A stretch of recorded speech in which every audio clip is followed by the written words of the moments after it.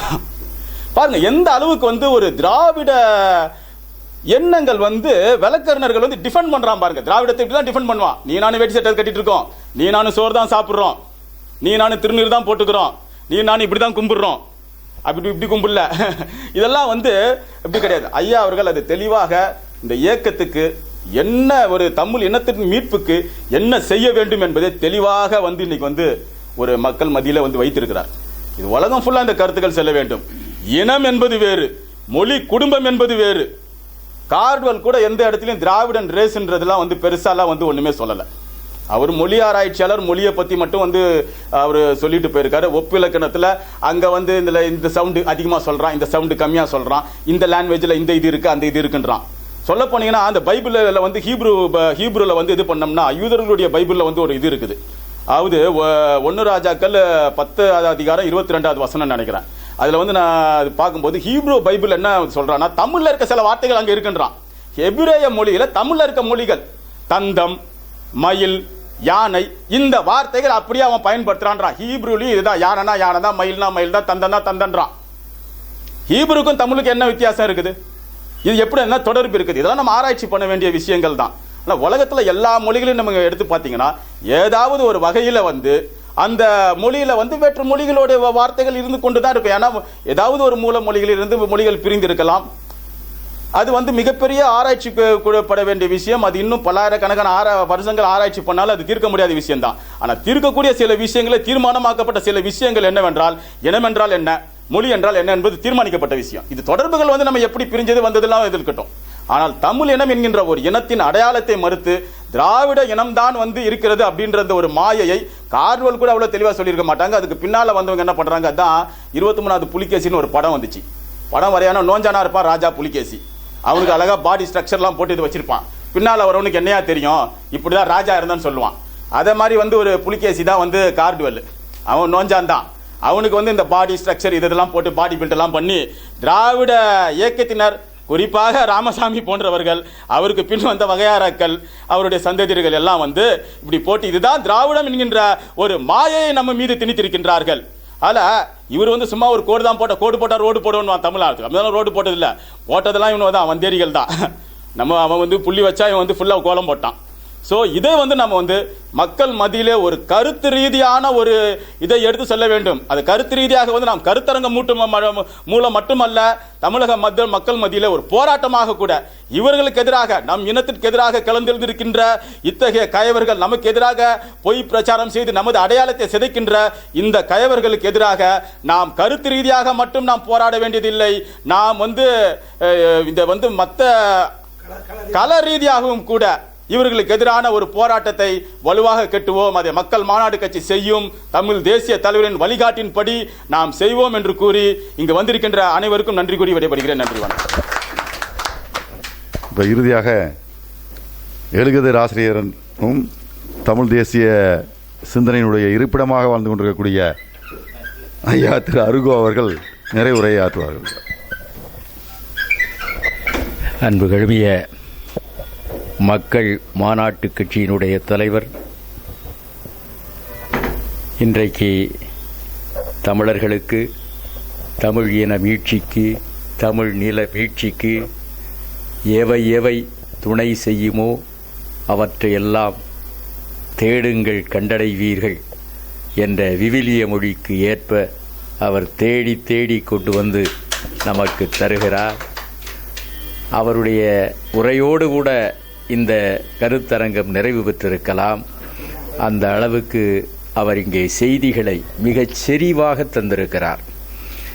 நம்முடைய அருட்கண்ணனார் அவர்கள், நம்முடைய மொழி ஞாயிறு தேவநேய பாவாணர் அவர்களுடைய அனைத்து கொள்கைகளை மிக அருமையாக இங்கே சொன்னார்கள்.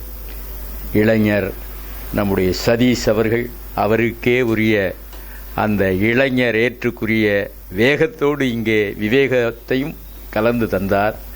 அருமையான வழக்கறிஞர்கள் கூடியிருக்கிற இந்த கூட்டத்தில் கால்டுவெல்லை பற்றி இந்த மண் அறிய வேண்டிய, தமிழ் மக்கள் உணர வேண்டிய உண்மைகளை தொகுத்து பட்டி தொட்டி இண்டு இடுக்கெல்லாம் கொண்டு செல்ல வேண்டும்.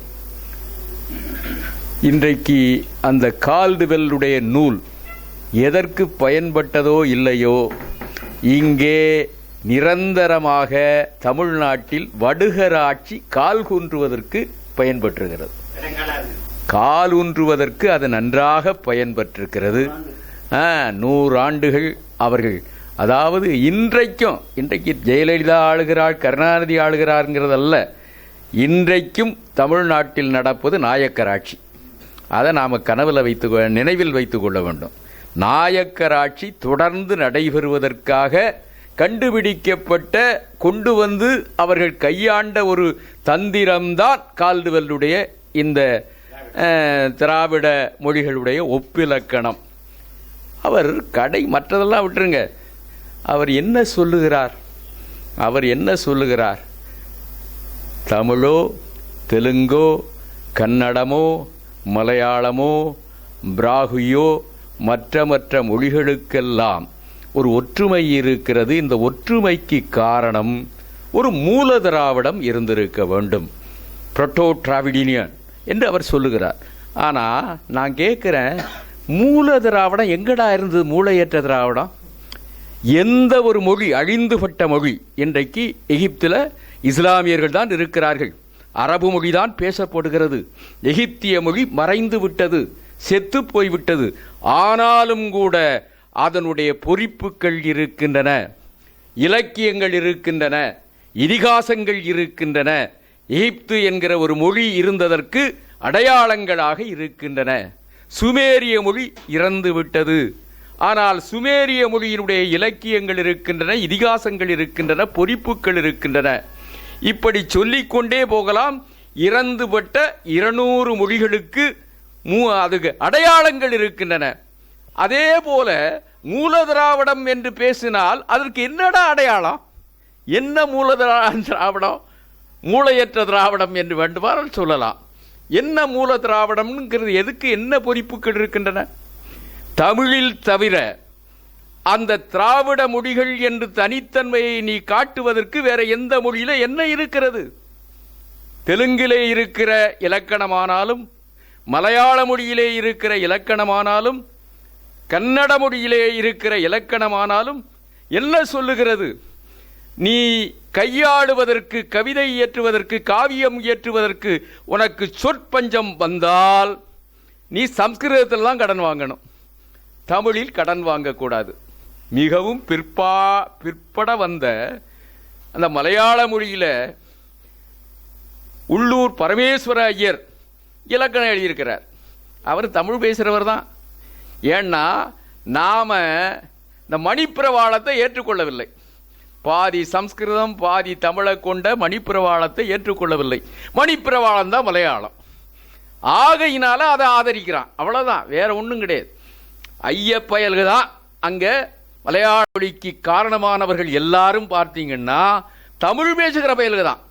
மலையாளம் பேசுகிறவன் எவனும் ஆதிகாவியம் எழுதலை. அங்கே அவன் என்ன சொல்லுகிறான்? மலையாள மொழியில் காவியம் படைக்க வேண்டும் என்றால் நீ சொற்பஞ்சம் ஏற்பட்டால் சம்ஸ்கிருத மொழியிலிருந்து எடுத்துக்க, தமிழை தீண்டக்கூட செய்யக்கூடாது, திரும்பி கூட பார்க்கக்கூடாது. ஏன்னா அது தமிழ் என்று தெரிந்துவிடும். இந்த மொழி தமிழை தழுவிய மொழி என்று தெரிந்துவிடும். ஆகவே தமிழை தீண்டவும் கூடாது, சீண்டவும் கூடாது என்று மிக அருமையாக. ஏன்னா நீங்க பாருங்க, உள்ளூர் பரமேஸ்வர ஐயர், அவன் இவன் கிருஷ்ணசாமி, இவர் கிருஷ்ண ஐயர், இவங்களையெல்லாம் தமிழர்கள் போற்றி கொண்டிருக்கிறான். அவன் மலையாளத்துக்கு தமிழர்களெல்லாம் மோசமானவர்கள் சொன்னவன் கிருஷ்ணய்யர். அதனுடைய நிதியமைச்சராக இருந்தான். நம்பூதிரிபாடினுடைய அமைச்சரவையில் நிதியமைச்சராக இருந்தவர்.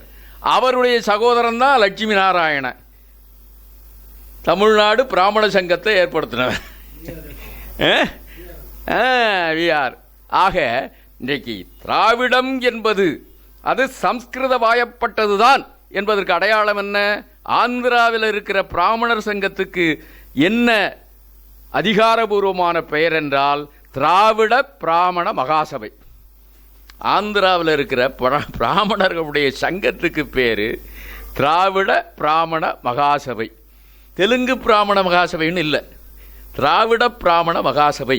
என்றுதான் அவர்கள் வைத்திருக்கிறார்கள். ஆக இது தமிழுக்கு சம்பந்தமில்லாதது என்பது மிக ஏமாற்று. ஏன் எப்படி ஏமாற்றணும்? இவன் எதற்காக ஏமாற்றணும்? அவன் சொல்றான், முன்னுரையில் என்ன சொல்லுகிறான்? நான் தமிழிய மொழி என்றுதான் சொல்ல வேண்டும், தமிழிய மொழி குடும்பம் என்றுதான் சொல்லி இருக்க வேண்டும். ஆனால் அப்படி சொன்னால் இந்த மொழி குடும்பத்தைச் சேர்ந்த தெலுங்கர்கள் ஏற்க மாட்டார்கள், மலையாளிகள் ஏற்க மாட்டார்கள், கன்னடர்கள் ஏற்க மாட்டார்கள். அதுக்காக திராவிடம்னு சொன்னா இது என்ன அயோக்கியத்தனமானது? உண்மையை சொல்லுவதற்கு ஏன் கூசுவானேன்? இன்றைக்கு அதை கட்டி பிடித்து கொண்ட நம்ம ஈவே ராமசாமி நாயக்கர் என்ன அநியாயம். நேற்றைக்கு ஒரு கூட்டத்தில் நான் கலந்துக்கிட்டேன். திருவாசகன் என்கிற ஒரு வீர சைவ முரசு என்கிற ஒரு ஏட்டை நடத்தியவர். அவர் சமயத்தை சார்ந்தவர். அவருடைய படத்திறப்பு விழா நடக்குது. அதில் ஔவை நடராசன் பேசுகிறாரு. ராமசாமி நாயக்கருக்கு அந்த கூட்டத்துக்கு என்ன சம்பந்தம்? அதாவது எங்கே பேசினாலும் சில தமிழ் திருடர்கள் இருக்கிறார்கள், தமிழ் அறிஞர்கள் என்கிற பெயராலே சில தமிழ் திருடர்கள் இருக்கிறார்கள். எங்கே பேசினாலும் ராமசாமி நாயக்கரை எடுத்துட்டு வந்துடுறது. அவர் தான் இந்த நாட்டில் எல்லாம் செஞ்சாரு. ஆனா உள்ளபடி செஞ்சாரா? நான் ராமசாமி நாயக்கருடைய கடைசி கூட்டத்திற்கு போயிருந்தேன். அந்த தியாகராயனர் பேருந்து நிலையத்துக்கு பக்கத்தில் தான் நடந்தது. அதுதான் அவருடைய கடைசி கூட்டம். அவரை அம்பலப்படுத்த வேண்டும் என்கிற ஆவலே எனக்கு அப்போதுதான் வந்தது. அதுக்கு முன்னால் அவ்வளவுதான் நான் அவரை பற்றி விமர்சிப்பதில்லை, திறனாய்வு செய்வதில்லை. ஆனால் அந்த கூட்டத்தில் அவர் பேசுகிறாரு, எனக்கு என்ன வருத்தம் என்றால் நான் தமிழர்களை தேவடியா மக்களாக விட்டு செல்கிறேன், பார்ப்பனர்களுடைய தேவடியா மக்களாக விட்டு சொல்லுகிறேன். திராவிட இயக்கம் பேசுகிறவன் திராவிடர்களை நான் தேவடியா மக்களாக விட்டு செல்கிறேன் சொல்லியிருக்கணும். அறிவு நாணயம் இருந்தால் இழிவுபடுத்துகிற போதெல்லாம் தமிழன், உயர்வுபடுத்துகிற போதெல்லாம் திராவிடன். இவ்வளவு அயோக்கியத்தனமா? உயர்வுபடுத்துகிற போதெல்லாம் ராமசாமி நாயக்கருடைய அந்த நூல், ஆராய்ச்சி நூல் அனைத்தையும், அவருடைய பேச்சுக்கள், எழுத்துக்கள், தொகுக்கப்பட்ட நூல்களை எல்லாம் படித்து பார்த்தீர்கள் என்றால், உயர்வுபடுத்துகிற போதெல்லாம் திராவிடர்கள், இழிவுபடுத்துகிற போது, கொச்சைப்படுத்துகிற போது தமிழர்கள். இது என்ன? இதை கூட தமிழன் புரியவில்லை என்றால், இதை கூட தமிழ் அறிஞர்கள் என்பவர்கள் புரியவில்லை என்றால், இந்த தமிழகத்தை நாம எங்க கொண்டு போய் நிறுத்துகிறோம்? பரிதாபமாக இருக்கிறது. நேற்றைக்கு பேசுறார் அந்த ஆளு, பேசுகிறார் ஐயா. அறிவு நாணயம் என்பது, அறிவு என்பது ஆன்மீகத்துக்கு அவர் எதிராக இருந்தாலும் ஞானியாரடிகளை கொண்டுதான் அவர் தன்னுடைய இதழை தொடங்கினார், குடியரசு இதழை தொடங்கினார். எவ்வளவு தங்கவேல் பிள்ளைன்னு ஆரம்பிச்சவர் குடியரசுங்கிறது. ராமசாமி நாயக்கருக்கு அதுக்கு சம்பந்தமே இல்லை. அவரை இணை ஆசிரியராக போட்டு அவர் வச்சிருந்த குடியரசு இதழை அவர் வாங்கினார். எவ்வளவு அயோக்கியத்தனமானது பாருங்க. தங்கவேல் பிள்ளை தான் குடியரசை தொடங்கினார். அதுல இவர் கூட்டு சேர்ந்துகிட்டு அவரை துணை ஆசிரியராக வச்சுக்கிட்டு இவர்கிட்ட பணம் இருக்கிறது என்கிற ஒரே காரணத்திற்காக அப்படி தொடங்கப்பட்ட குடியரசுக்கு ஞானியாரடிகள் தொடங்கி வைத்தார் என்று ஒரு தமிழறிஞர், தஞ்சை தமிழ் பல்கலைக்கழகத்தினுடைய துணைவேந்தராக இருந்தவர் இப்படி பேசுகிறார் என்றால், இப்படிப்பட்ட அதாவது ஏதாவது அரசாங்கத்தில் பொறுக்கி தின்னணும். இன்றைக்கு தமிழர்கள் அந்த நிலையிலிருந்து வரணும். ஏன்னா அரசு என்பது இன்றைக்கு தமிழர்கள் அல்லாதவர்கள் கையிலே இருக்கிறது. அதில் பொறுக்கி தின்ன வேண்டும் என்றால் அவர்களுக்கு சார்பாக பேச வேண்டும் என்கிற நிலை இருக்கிறது. இன்றைக்கு மிக அருமையாக கால்டுவெல் அவர்களுடைய ஆய்வை நம்முடைய சக்திவேல் அவர்கள் நான் முழுமையாக கேட்க கொடுத்து வைக்கவில்லையே என்று வருந்துகிறேன். அவர் மிக அருமையாக பேசியிருக்கிறார். ஆனால் இதை நாம் கிளப்ப வேண்டும். என்ன மூல திராவிடம் எங்கடா இருக்கு? அதுக்கு என்ன ஆதாரம்? நீங்க கால்டுவெல்லை ஆதரித்து பேசுகிற பயல்கள் அத்தனை பேரிடத்திலும் கேட்க வேண்டும். என்னடா மூல திராவிடத்திற்கு என்ன ஆதாரம்? எங்கே இருக்கு பொறிப்பு? எங்கே இருக்கு இலக்கியங்கள்? எங்கே இருக்கிறது? ஒன்றாவது இருக்கணும் இல்ல? இப்ப எகிப்து செத்து விட்டது, எகிப்து மொழி செத்து போய்விட்டது, அரபி மொழி தான் அங்க பேசுறாங்க. ஆனால் எகிப்திய மொழியில் இலக்கியங்கள் இருக்கின்றன, கல்வெட்டுக்கள் இருக்கின்றன, அதை போல சுமேரிய மொழியில் இருக்கின்றன. இப்படி மாண்டு விட்ட அனைத்து மொழிகளிலும் அடையாளங்கள், அதனுடைய அடையாளங்கள் இன்றைக்கும் கிடைக்கின்றன. அதே மாதிரி மூல திராவிடம் என்று ஒன்று இருக்குமானால் அதுக்கும் பொறுப்பு இருக்கணுமா இல்லையா? அயோக்கியத்தனமாக ஐயா அவர்கள் பேசுகிற போது ஒன்றை சொன்னார். நம்முடைய தேவநேய பாவாணர் அவர்கள் தெரிந்தோ தெரியாமலோ கால்டுவெல்லை சொல்லுகிற போது கங்காணி என்றுதான் சொல்லுவார். இந்த கங்காணிகள் எப்படி இருந்தாங்க? இலங்கையில் கொண்டு போய் தொழிலாளர்களை விற்கிறது தான் கங்காணி. விற்கிறதுமல்ல, ஆடு மாடுகளை போட வேலை வாங்குவது தான் கங்காணியுடைய வேலை.